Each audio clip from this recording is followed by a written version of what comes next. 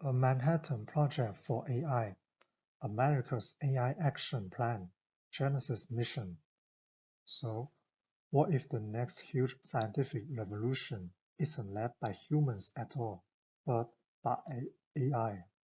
Well, that is the seriously audacious goal of a new US government initiative we are going to break down today. One that's been compared to some of the most massive projects in American history. And get this, that isn't just some political hype.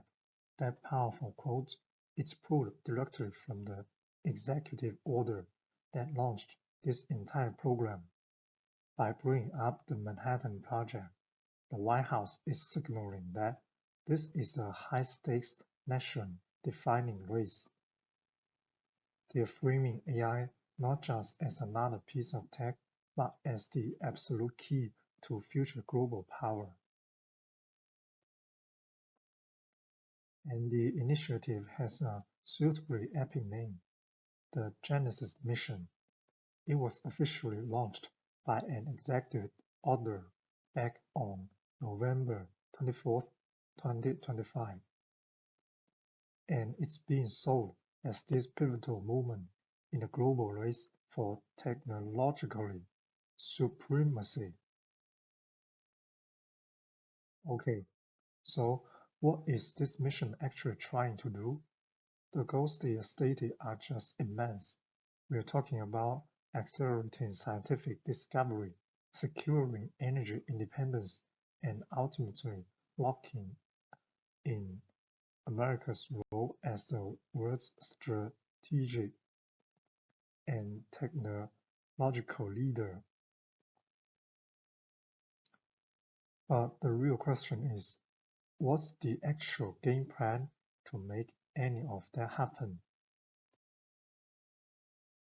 This is where it gets really interesting. The core idea behind the Genesis mission isn't just about building a slightly better AI. Nope, it's about using AI to fundamentally change how science itself gets done.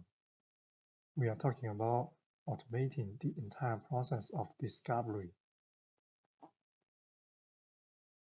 The engine for this whole mission is a new unified system called the American Science and Security Platform. Just imagine this for a second. It starts by taking literally decades of secret, proprietary federal scientific data. We are talking one of the richest data sets on the planet and connects all of it to the nation's most powerful supercomputers. Then it's going to train specialized AI models on that incredible resource. And finally, unleash AI agents that can come up with their own hypotheses and then design and run experiments to test them. Wild stuff. The main objective here is just raw speed. Things like unlocking new materials, developing new drugs, creating fusion energy. These things take years, sometimes decades of work. The White House is projecting that this platform could shrink those timelines from years down to days, or in some cases, maybe even hours. It's a flat-out attempt to create a massive advantage in the sheer pace of innovation.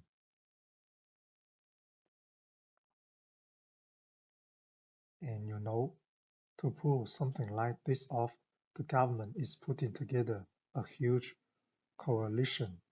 The Department of Energy is leading the charge, and they are pulling in all 17 of their national labs. It's going to use the world's fastest supercomputers like Frontier over at Oak Ridge National Laboratory, and it brings in the real heavy hitters from the private sector.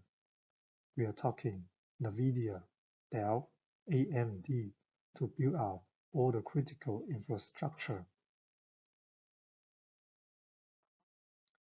But here's the thing, the Genesis mission isn't happening in a vacuum. You really have to see it as the crown jewel of a much broader national strategy. It's all laid out in a document called America's AI Action Plan. So Genesis is the flashy, high-tech science project, but it's being powered by a much bigger policy machine. So this action plan is basically built on three core pillars. Pillar 1, accelerate innovation. That's where Genesis lives. It's all about cutting red tape and pushing for rapid AI adoption. Pillar 2 is about building the physical world that AI actually runs on. You know, streamlining permits for massive new data centers, upgrading the power grid, and bringing semiconductor manufacturing back to the US. And Pillar 3, that's pure geopolitics, exporting American AI systems to our allies and actively fighting Chinese influence on how this tech is governed around the world.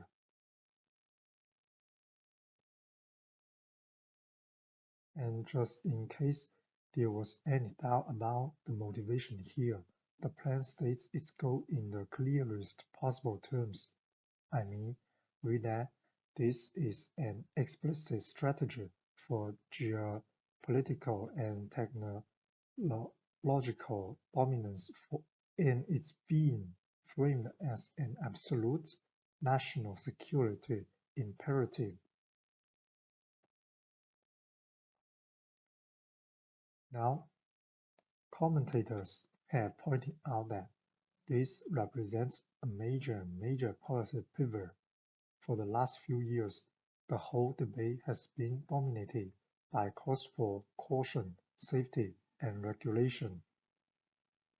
This plan signals a shift to what a lot of people are calling an accelerationist posture, basically a full-throttle effort to maximize AI's development, seeing sheer technological speed as the number one tool for national advantage.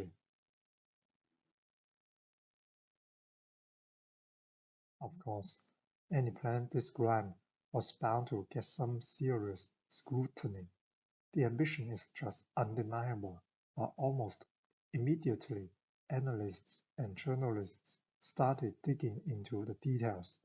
And well, they started asking some very tough questions about the reality behind all the big talk. And this slide right here, it really highlights the core tension at the heart of the Genesis mission. On one hand, you have the promise of national effort on the scale of Apollo or the Manhattan Project, projects that got massive historic funding. But the problem is buried in the fine print of the executive order. The phrase is "subject to available appropriations". In plain English, that means the order launched this massive mission without actually allocating a single new dollar to fund it. This contradiction gets even sharper when you look at the bigger budget picture. Sources are reporting that at the exact same time this huge new science initiative was being announced, the administration was actively cutting funding for other areas of federal research, including a nearly $800 million cut to health research.